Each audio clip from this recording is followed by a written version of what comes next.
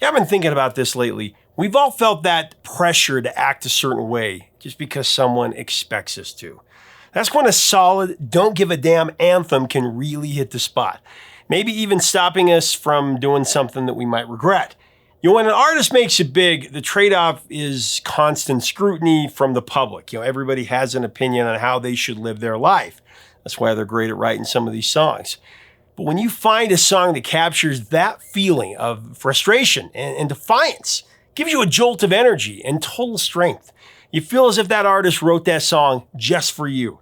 Today, we're plunging into that sweet purging spirit with a countdown of the top 5 Don't Give a Damn songs, including one that had a naughty word so bad MTV played it backwards, making the song even bigger. Really wasn't that bad of a word. And another that brought a Beatle out of retirement. And then one that my dad grounded me for saying back to him. This is coming up next on Professor of Rock. Hey, music junkies, Professor of Rock, always here to celebrate the greatest artists and the greatest songs of all time. If you remember Eddie Murphy's standout performance as Gumby on Saturday Night Live, the line is, I am Gumby by gum, all right? You'll dig this channel, Deep Musical Nostalgia. Make sure to subscribe right now, click the white button or click the bell so you know when our stuff comes out. Also, make sure to vote in our head-to-head Battle of the Bands at professorofrock.com. Today's matchup, or this week's matchup, is the Beach Boys versus Kansas. Go to professorofrock.com to make your pick and to sign up.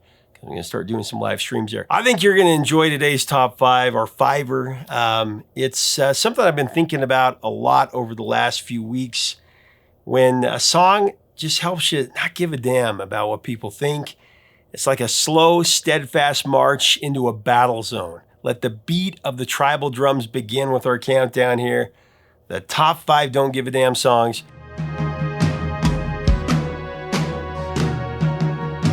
Coming in at number 5, I've got My Life by Billy Joel. His declaration of empowerment, celebrating personal strength and the freedom to live life on your own terms. I don't care what you say anymore, this is my life. So Billy Joel found inspiration for My Life in a real-life friend, a guy named Tony Lawrence. Billy explained that Tony is a guy that he knew from Long Island, and Billy admired Tony's bold act of independence. Tony had a job on the East Coast, but dropped everything and decided to move to the West Coast to follow his dream of being a stand-up comedian. The first verse of My Life, that's all about Tony. Got a call from an old friend. We used to be real close, said he couldn't go on the American way. Said he couldn't go on the American way. Closed the shop, sold the house, bought a ticket to the West Coast, and now he gives him a stand-up routine in LA. Again, quit everything and went out and followed his dream. True story. Tony's fearlessness inspired Billy to pay homage to his friend and write a song about people making a big transition in their lives. Having the courage to break out of a rut and live the life that they want to live, give up, the mortgage, all that kind of stuff, the expectations, and go for it. I don't need you to worry for me, 'cause I'm all right. For anybody who's watched this channel quite a bit, you know that Billy Joel is hands down my favorite solo artist of all time. I mean, so many of his songs have had deep personal impact on my life. But My Life, it was like the ultimate anthem for me in my teens. The lyrics about breaking free from societal expectations and living authentically, they hit especially hard during the times when people would tell me what to do. And that chorus became my perfect comeback. Go ahead with your own life, leave me alone. Go ahead with your own life, leave me alone. Especially to my dad when I was going through a bit of a rebellious stage in my teens. I remembered one time we got into it and I spat that out right at him and he said, "All right, Billy Joel, I'll go ahead with my own life while you sweep out my shop and wash my truck. Since you're the rebel without a cause, I'll give you a cause." I forgot for a second that my dad knew music better than I did. Never said you had to offer me a second chance. A little background, Chicago members Peter Cetera and Donnie Dacus lent their voices to the track, singing backup harmonies and joining Billy Joel on the bridge and the outro with the line, "Keep it to yourself, it's my life." Now, the recording session for My Life also featured some heavy drama, featured a now infamous clash between Billy Joel's drummer Liberty DeVito and producer Phil Ramone. Now, Phil wanted Liberty to stick to a straightforward beat, but Liberty, he wasn't having it. He said, "I ain't playing that disco crap." And things escalated quickly as Phil slammed something on the console and fired back, "You know, you've been in the business for what, 12 minutes? And you're going to tell me how to do this? Get out there and play it the way that I told you." Liberty wised up and he followed Phil's instruction.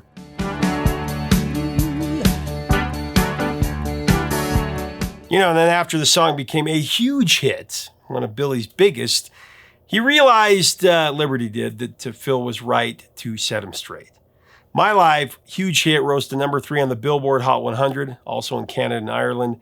The single made it to number 2 in South Africa and number 1 in the independent African state of Rhodesia in 1978. In 1980, it was used as the theme song for the short-lived sitcom Bosom Buddies, starring none other than Tom Hanks, with him and his partner dressing in drag.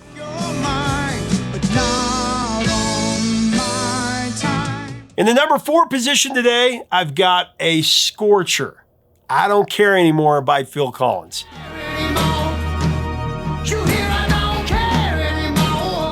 Now, in December of '81, Genesis wrapped up their tour for Abacab, their 11th studio album, and they decided to take an extended break. So 8 months of stillness lay ahead for the band, but for Phil Collins, the hiatus marked the beginning of a deeply personal journey, or the continuation of one. Fresh off the success of his first solo album, Face Value, which had bared his soul about the heartbreak of his divorce, Phil felt the pull to create once again. This time his emotions would lead him to Hello, I Must Be Going, an album that dove even deeper into the raw complexities of his personal life. We just covered a little bit of this a few weeks back, but I'm going to give you a different take. It's a different album. Looking back, Phil described the album as a reflection of guilt and nostalgia, emotions that had become inescapable after his marriage ended. He said, "If my first album was I'm divorced and I'm miserable," he explained later that Hello, I Must Be Going was my way of putting the past behind me for good.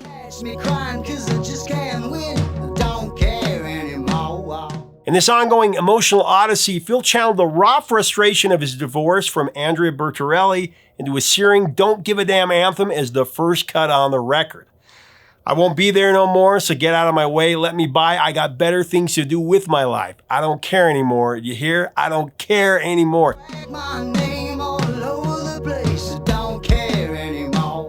And "I Don't Care Anymore," Phil Collins channels scorched earth. I mean, how else can you say it?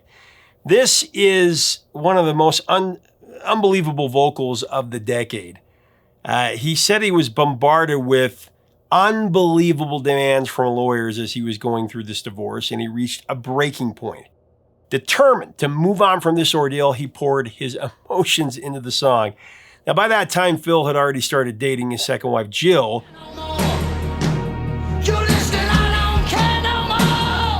Through the track's defiant tone, he makes it crystal clear. Despite the mess, he's done dwelling on it. Gives her one last middle finger, the ultimate middle finger. He's over it. He's got better things to do with his life.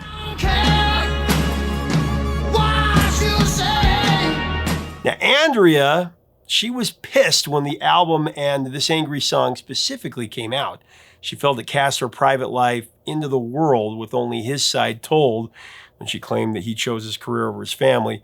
But whatever the truth is, the song showcases the most underrated voice of the rock era, in my opinion.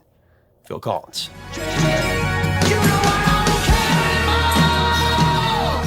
I Don't Care Anymore made it to number 39 on the Billboard Hot 100, but it went to number 3 on the rock charts, and it's huge on YouTube.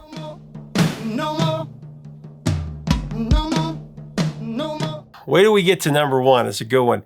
Okay, coming in at number 3, it's a song that, for one of the coolest bands ever, really. I got Kiss Off by Violent Femmes. Oh, you can all just kiss off into the air. In just under 3 minutes, Gordon Gano, Brian Ritchie, and Vic DiLorenzo, the trio from Milwaukee, released a load of frustration and took off the shackles of conformity with Kiss Off from their iconic debut album in 1983. One, 'cause you left me, and two for my family, and 3. I actually had the chance to sit down with these guys in Boise, Idaho, of all places. This was a few years back, and Gordon spoke candidly about why he wrote Kiss Off. I got to ask you about Kiss Off, because as a teenager, I mean, that speaks to those rough days that you have where you come home and you hear that song and you're like, the whole world can just kiss off into the air. Where did that come from? Probably like you described. Yeah, there was frustrating times and being in school and not wanting to be there and putting that kind of energy into, like you would have it for listening to the song and then learning it and playing it yourself like so many people do. It's like, well, I was writing it probably with that same kind of I felt energy. the same way, but I manifested it by throwing spitballs at people. Yeah. Oh, yeah. So, you use your time a little more wisely. Yeah, I really am. I'm really glad that I decided I'm just gonna close the door and stay in my room and write these songs. Wow, what a good decision that was. Do it all the time. They do it all the time. You know, Kiss Off really hits me deep. I mean, it takes me back to those awkward teen years, you know, chasing that dream of fitting in with the cool kids. And the sting of rejection is brutal. And then there's the constant overthinking you did, you know, like, why am I not good enough? What's wrong with me? I mean, that kind of hurt can morph into this paranoia where you just assume you're not ever going to measure up, no matter where you go.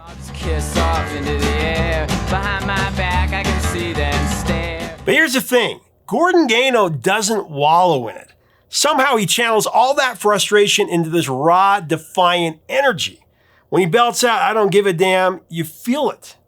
It's not just a line, it's him owning his pain and turning it into something powerful. Just something that says, I'm moving forward whether you like it or not. Do it all the time. All right, it's time to the bridesmaid position on our top 5 Don't Give a Damn songs. And it's an artist that dazzled, hypnotized, and perplexed a generation perhaps more than any other. Coming in at number 2, I've got John Lennon with Watching the Wheels. Sitting here watching the wheels go round and round. Watching the Wheels is a timeless anthem of independence, a realignment of priorities, and a declaration of unshakable confidence for sure. John penned this ode to downtime as a snapshot of his life over 6 years. It's featured on the 1980 album Double Fantasy. That was his first release since Walls and Bridges in 1974. He stepped away from the spotlight and traded the chase for fame for a life centered on family, dedicating himself to Yoko and their young son, Sean. I really love to watch them roll. I mean, he took 6 years off. He quit the business. I think it's so cool. He embraced his role as the world's most famous house husband. John spent his days baking bread and caring for Sean, fully immersed in this new chapter of his life, despite freaking the hell out of pundits and his fans that anxiously awaited any kind of song or music or a Lennon comeback at all. Don't you miss the big time, boy, you know long. Now, when John Lennon decided to step back from his relentless music career, it hit a nerve with people. I mean, fans felt let down, and the media, never missing a chance to stir things up, they saw it as an opening to go after him yet again. Watching the Wheels became his way of telling the world he was perfectly fine just being. I just had to let it go. John would go on to say, and I quote, I hadn't stopped from 62 till 73, always on demand, always on schedule, nonstop. Walking away was tough, felt like what guys must go through at 65, suddenly told they don't matter anymore and sent off to just retire. I kept asking myself, shouldn't I be doing something? Going to the office maybe? It was a deeply personal reflection on finding peace and just simply existing. Only solutions. So John's reasons for stepping away were pretty simple. After his infamous Lost Weekend earlier in the decade, a chaotic period of separation from Yoko that was filled with excess and indulgence, he chose to turn things all around. He recommitted to his marriage, and he made it a priority to be present and devoted to his son, Sean, who was born in 1975. John never stopped creating music during his break. He just wasn't stepping into the studio to record it.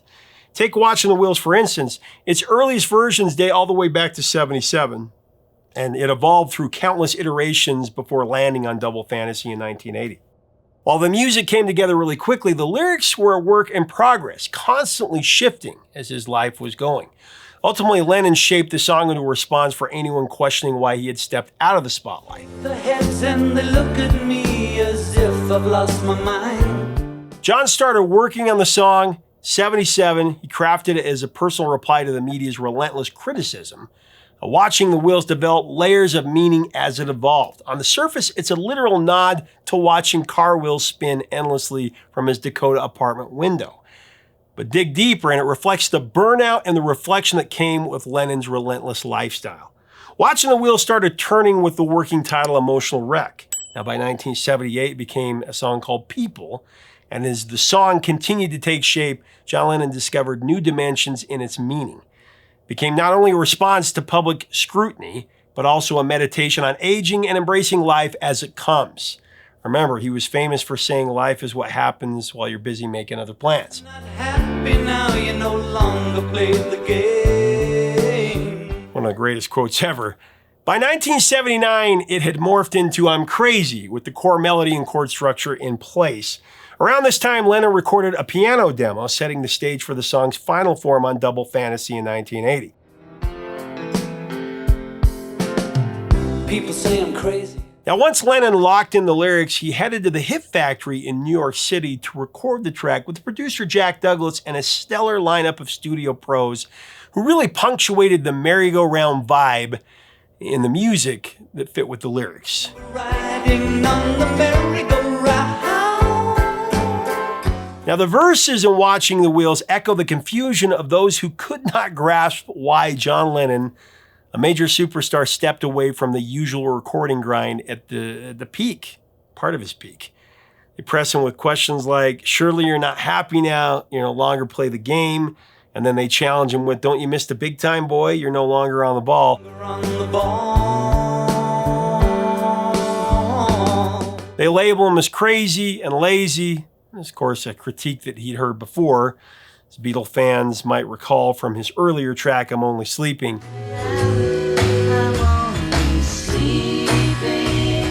The real wild card on the recording Watching the Wheels, though, was Matthew Cunningham.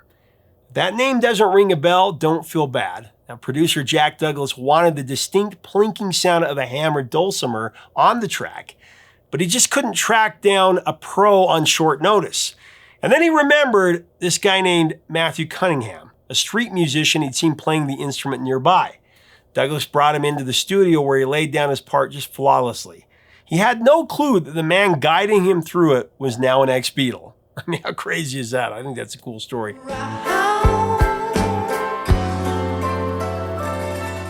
Watching the Wheels was released as a single in March of '81, and it was just 4 months after Lennon's tragic death.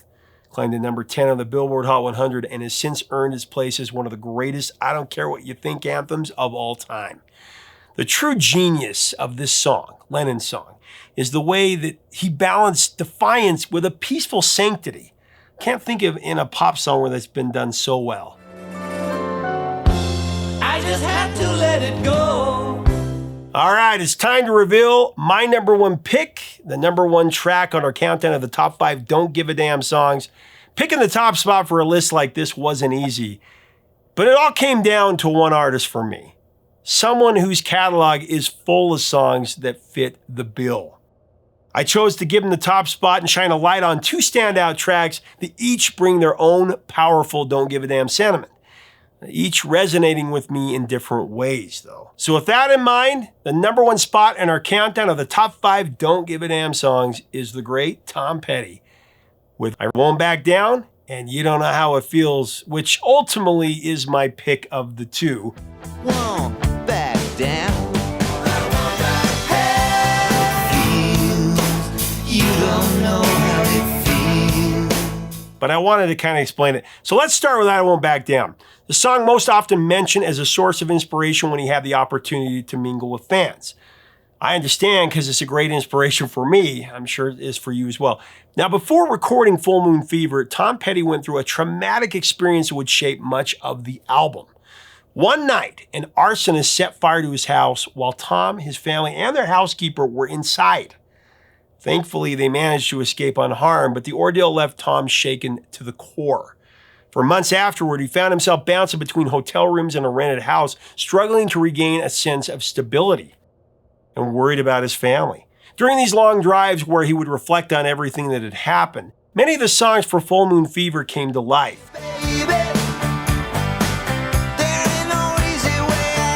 The Fire was a massive influence, particularly on the track I Won't Back Down. I mean, Tom felt an overwhelming sense of gratitude for surviving, but he also felt the weight of the trauma.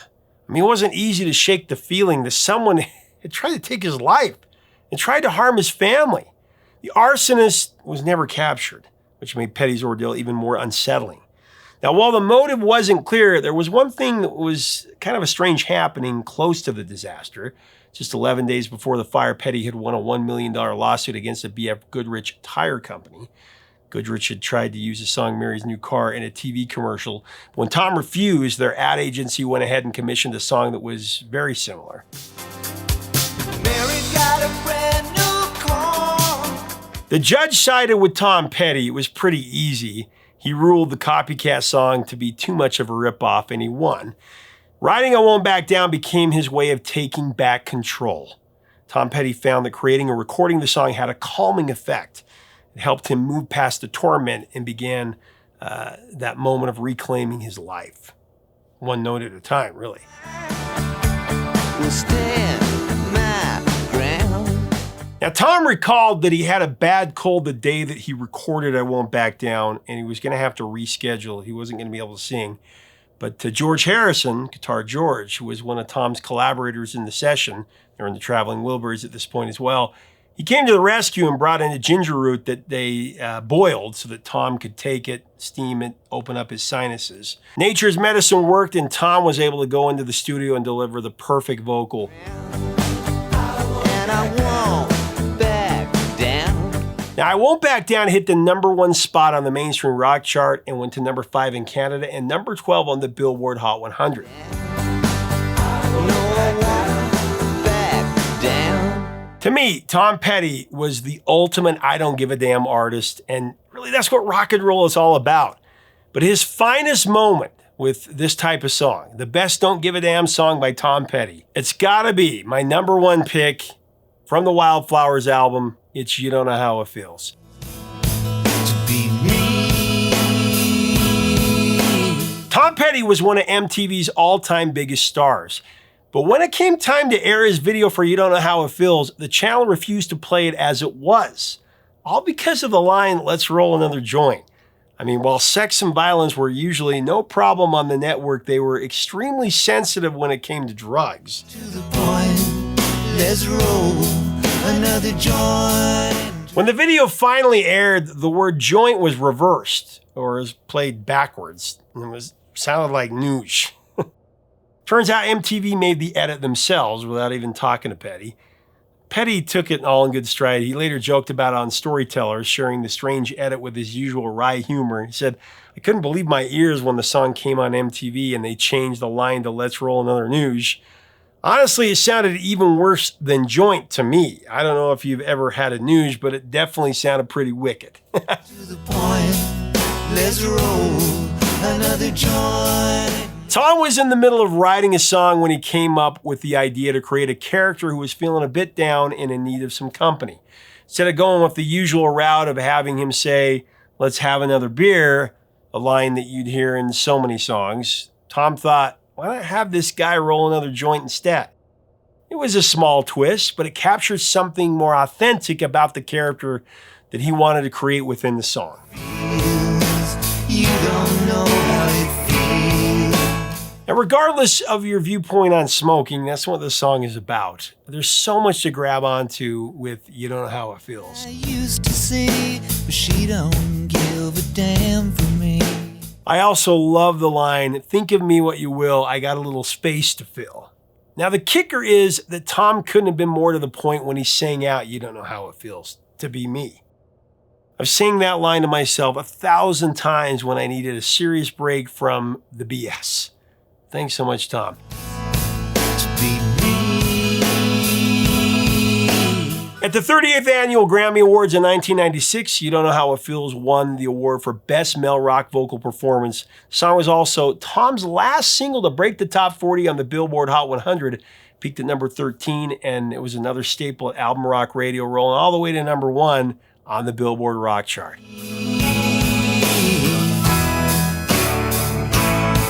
Well, there you have it. Our countdown of the top 5 Don't Give a Damn songs, with a little indulgence at the top by spotlighting a couple of songs by our man Tom Petty. As usual, there are many other songs that really could have made it. I'm sure we have a list from every single one of you. I'd love to see those in the comments, because we got to make a playlist of like 50 great I Don't Give a Damn songs. So I want your feedback below. Let's have a great... I think you got to have these songs in life. You really do. If you like our content, we invite you to subscribe below. We'd love to have you part of our community. Until next time, 3 chords. Yeah, the truth, my friends.